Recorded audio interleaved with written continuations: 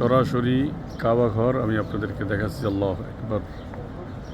সরাসরি কাবা ঘরের ছাদ অনেকে হয়তো দেখেননি, একদম ছাদ, কাবা ঘরের যে ছাদের উপরে যে জায়গাটা, সরাসরি ছাদ। আল্লাহু আকবার। কাবা ঘরের একেবারে ছাদ আপনারা দেখতে পারতেছেন, সরাসরি ছাদ আমি আপনাদেরকে দেখাচ্ছি।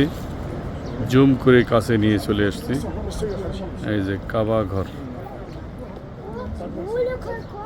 একবারে টপ ফ্লোরে, হারামের যে মসজিদগুলো তার উপর থেকে পুরো টপ ফ্লোর থেকে আপনাদেরকে কাবার একেবারে ছাদ দেখেছে। আল্লাহু আকবার।